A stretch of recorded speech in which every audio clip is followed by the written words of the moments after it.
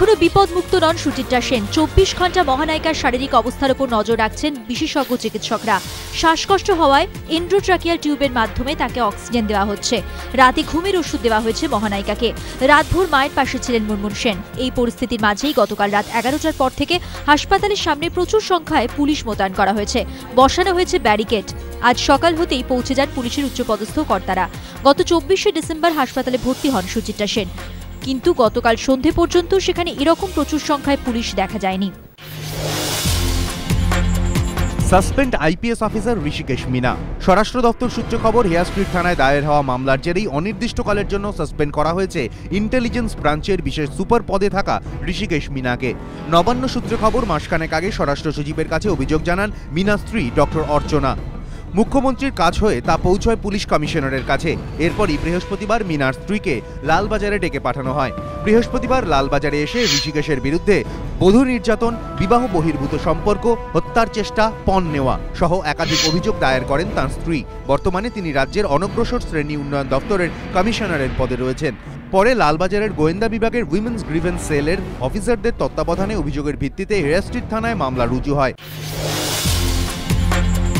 কামদুনি থেকে মধ্যমগ্রাম, নানা ইস্যুতে অতীতেও রাজ্য সরকারের বিরুদ্ধে পথে নেমেছেন বিদ্যুৎচন্দ্রা। শনিবার ফের পথে নামলেন তারা। এবার টেট পরীক্ষায় দুর্নীতির অভিযোগের সভাতেও দেখা গেল বিদ্যুৎচন্দ্রের। 31শে মার্চ প্রাথমিকের শিক্ষক নিয়োগের জন্য টেট পরীক্ষা হয়। মাত্র 1% ছাত্রছাত্রী উত্তীর্ণ হন। সামনের সপ্তাহে তাঁদের নিয়োগপত্র দেওয়া হবে। ডিপ্লোমা ইন এলিমেন্টারি এডুকেশন বা ডিএলএড স্টুডেন্টস ফোরামের অভিযোগ, টেটে নিয়োগ ঘিরে দুর্নীতি হয়েছে। এই নিয়োগ প্রক্রিয়া সিবিআই তদন্ত দাবি করে শনিবার কলেজ স্কোয়ারে প্রতিবাদ সভা করেন ফোরামের সদস্যরা। সেই মঞ্চে উপস্থিত ছিলেন বিদ্যুৎচন্দ্রের একাংশ। আমি কিছু করিনি, আপনাদের সাথে অনুরোধ, বাঁচান আপনারা। আমার কিছু বলার আছে, আমার কিছু বলার আছে, আপনারা সবাই শুনুন। আমাকে মেরে ফেলছে, টর্চার। পুলিশ সুপারের সাংবাদিক বৈঠকের সময় চাঞ্চল্যকর দাবি ধৃত জ্যোতিষীর। একই পরিবারের 3 মহিলার রহস্য মৃত্যু। খুনি কে? গত সোমবার বিকেল 5টা নাগাদ বহরমপুরের কাদাই অঞ্চলের একটি আবাসন থেকে 45 বছরের বিজয়া বসু, তাঁর 18 বছরের মেয়ে আত্রেয়ী এবং বিজয়ের পিসি 72 বছরের প্রভা দাসের দেহ উদ্ধার করে পুলিশ।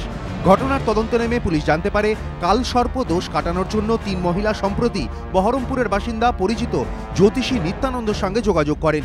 সেই মতো সোমবার বাড়িতে আসেন জ্যোতিষী। পুলিশের দাবি, জেরায় ধৃত জানিয়েছে আচ্ছন্ন করার জন্য প্রসাদের সঙ্গে মাদক খাওয়ানো হয় 3 জনকেই, কিন্তু মাত্রা বেশি হয়ে যাওয়ায় কারোরই জ্ঞান ফেরেনি। তখনই ভয় পেয়ে শ্বাসরোধ করে খুন করে পালায় সে। বিজয়া বসুর আত্মীয়দের কাছ থেকে দোষ কাটানোর অনুষ্ঠানের কথা জানতে পারে পুলিশ। জানতে পারে জ্যোতিষীর নাম। পুলিশের দাবি, মৃতদের একজনের মোবাইলে সিম কার্ড পাওয়া গিয়েছে নিত্যানন্দর মানিব্যাগে। জেরায় খুনের কথা স্বীকারও করেছে অভিযুক্ত।